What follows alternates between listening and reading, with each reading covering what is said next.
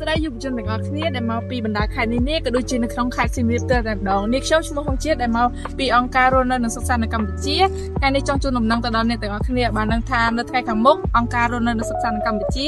បានបង្កើតវេទិកាមួយដែលវេទិកានឹងទាក់ទងទៅនឹងយុវជនហើយនិងអាកាសធាតុហើយអ្នកនរគ្នាប្រកាសជាថាវេទិកានឹងបង្កើតឡើងដើម្បីគោលបំណងអ្វីហើយធ្វើនៅទីណាថ្ងៃណាហើយនឹងមានព្រឹត្តិការណ៍អ្វីកន្លែងអញ្ចឹងដើម្បីស្រាវជ្រាវអ្នកនរគ្នាទៅសួរយុវជនម្នាក់ទៀតដែលនៅក្នុងក្រុមរបស់ពួកយើងផ្ទាល់តែម្ដងសួស្ដីបណ្ណាសួស្ដីសុជាតិតែអាចប្រាប់ពីព័ត៌មានខ្លះៗដែលទាក់ទងទៅនឹងវេទិកាថ្ងៃខាងមុខបានទេចាបានដែរ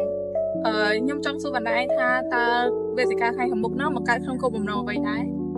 ទាក់ទងនឹងវេទិកាថ្ងៃខាងមុខរបស់អង្គការយើងគឺបង្កើតក្នុងគោលបំណងទី1ជំរុញឲ្យយុវជនទាំងអស់គាត់មានភាពក្លាហានហើយនឹងអភិវឌ្ឍខ្លួនឯងហើយទាមទារឲ្យពួកគាត់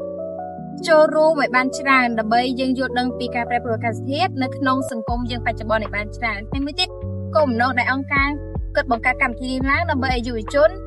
មានចំណេះដឹងកាន់តែច្រើនទាក់ទងនឹងបរិស្ថានហើយដឹងពីការប្រែប្រួលអាកាសធាតុហើយបង្កើននៅទំនាក់ទំនងជាមួយនឹងយុវជនដទៃទៀតដែលមកពីបណ្ដាខេត្តផ្សេងៗក៏ដូចជាក្នុងខេត្តសៀមរាបយើងតែម្ដងអរគុណបណ្ដាឈប់ថាយើងចង់សួរឯងមួយសំណួរទៀតណាសំណួរចុងក្រោយតើវេទិកានោះបង្កើតនៅថ្ងៃណា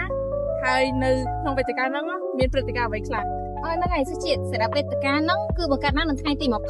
21ខែធ្នូឆ្នាំ2025ខាងមុខនេះ